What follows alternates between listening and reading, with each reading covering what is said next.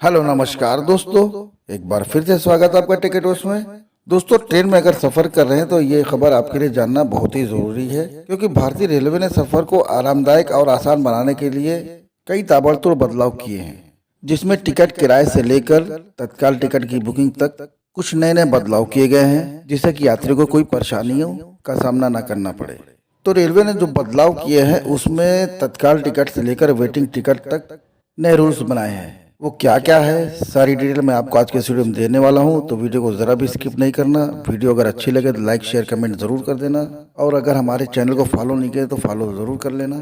चलिए वीडियो में हम आगे बढ़ते हैं। भारतीय रेलवे ने सफर को आसान बनाने के लिए और आरामदायक बनाने के लिए कई ताबड़तोड़ बदलाव किए हैं, जिससे कि यात्रियों की परेशानियों का सामना ना करना पड़े और यात्रियों का सफर जो है आसान और आरामदायक बने। जैसा कि आप सभी जानते हैं कि रेलवे टिकट किराए से लेकर तत्काल टिकट की बुकिंग तक कई नए बड़े बदलाव किए हैं। जैसा कि आप टिकट निकालते हैं, टिकट रिफंड करते हैं, सीट अलॉटमेंट से लेकर यात्रियों की आईडी का पहचान पत्र तक अनिवार्य तक तय कर दिया गया है। तो अगर आप ट्रेन में सफर करने जा रहे हैं तो आपको इन नियमों को जानना बहुत ही जरूरी है।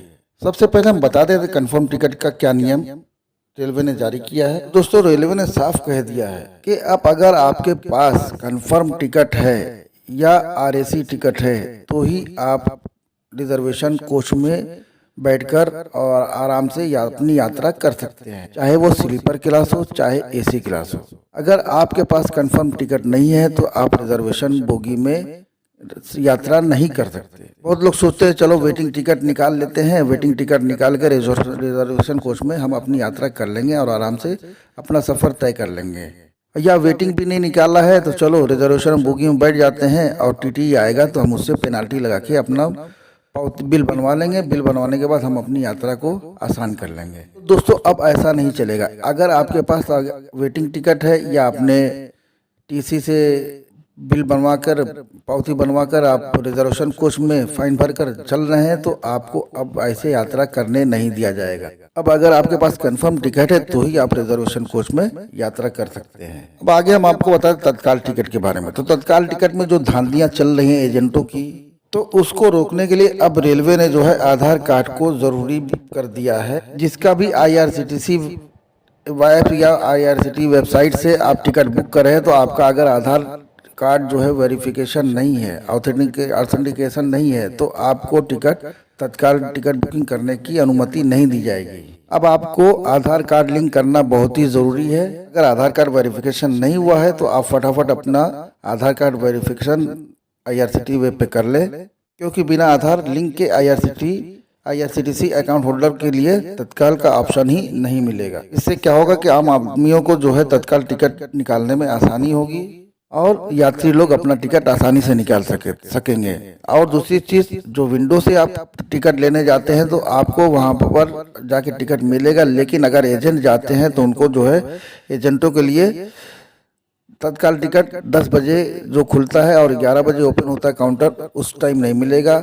10:30 पे एजेंटों के लिए जो है विंडो चालू किया जाएगा और वो 10:30 बजे तत्काल टिकट की बुकिंग करेंगे और 11 बजे जो स्लीपर क्लास का है वो आधार वेरिफिकेशन वालों को ही मिलेगा टिकट। उसके बाद जो है 11:30 बजे एजेंटों को तत्काल टिकट दिया जाएगा। आगे बात कर लेते हैं, जैसे आपका जो है टिकट वेटिंग में है या आरएसी में है और आपको दिक्कत हो रही, जैसे आप स्टेशन से बहुत दूर पे हैं जहाँ से आपको 3 घंटा 4 घंटा आने में लगता है स्टेशन। तो पहले क्या था कि ट्रेन छूटने के 4 घंटा पहले जो है आपको चार्ट प्रीपेड किया जाता था, जिससे क्या होता था कि वेटिंग टिकट वाले और आलसी वाले टिकट वालों के लिए परेशानी बढ़ती थी। उनको 4 घंटा पहले अगर चार्ट प्रीपेड किया जाता था और उनको खबर मिलती थी कि हमारा टिकट कंफर्म हो गया है या नहीं हुआ है। अगर कंफर्म हो गया तो वो किस तरह से अपने स्टेशन तक पहुंचेंगे, क्योंकि उनका 4 घंटा 4.5 घंटा उनके यहाँ से लग ही जाता है स्टेशन पहुंचने के लिए।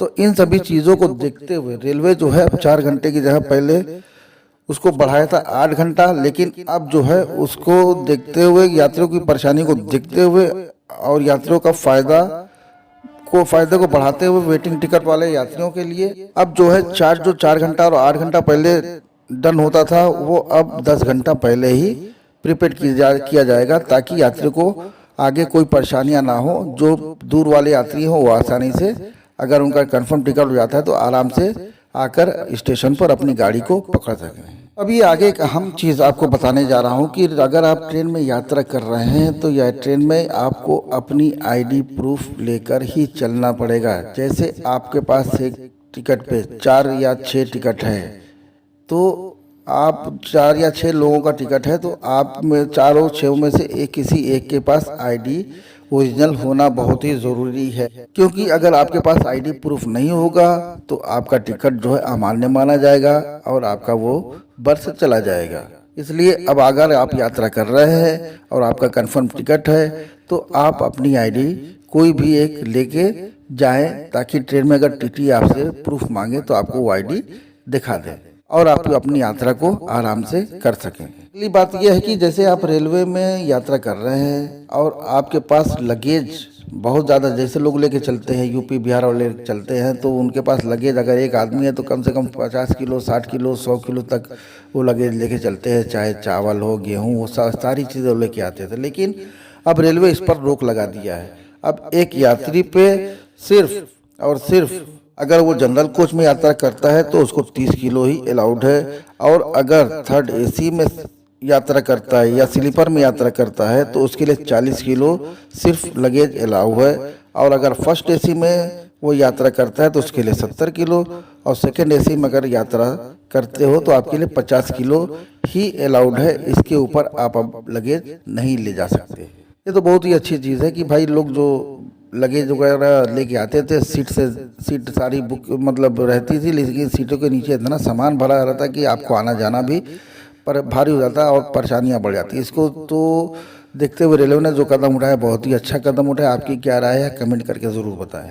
अभी तक तो मैंने आपको तत्काल टिकट के बारे में बताया, अब आप सुन लीजिए एडवांस टिकट। अगर आप एडवांस टिकट निकालने जा रहे हैं तो आपका सुबह काउंटर 8 बजे ओपन होता है और 60 दिन पहले बुकिंग आपकी होती है। तो ऐसे में अगर आपका आधार वेरिफिकेशन नहीं हुआ है, आधार लिंक आपका IRCTC वेब पे नहीं है, तो आप अब टिकट नहीं निकाल पाएंगे। अगर आपका आधार वेरिफिकेशन नहीं है, आधार लिंक नहीं है, तो आप जो 60 दिन पहले का टिकट निकालते हैं, जैसे उसकी डेट आज है तो आप आज नहीं निकाल पाएंगे, कल निकालेंगे, यानी 24 घंटे के बाद। तो ऐसे में आपको टिकट मिलना मुश्किल हो जाएगा। इसलिए मैं चाहता हूं कि आप अपना जो है आधार लिंक ज़रूर कर लें, ताकि आपको आधार टिकट निकालने में कोई परेशानियों का सामना ना करना पड़े।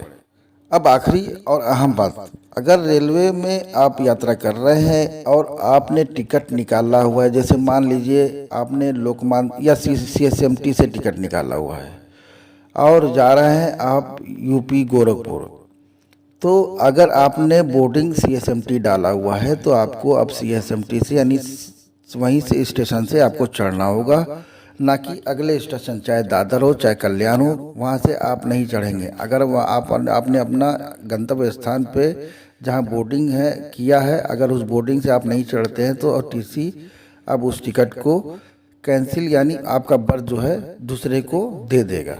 इसलिए ये चीज़ ध्यान रखें कि जहाँ से बोर्डिंग आपने कराया है आप उसी स्टेशन से अपनी ट्रेन को पकड़ने की कोशिश करें और अपनी यात्रा को सफल करें।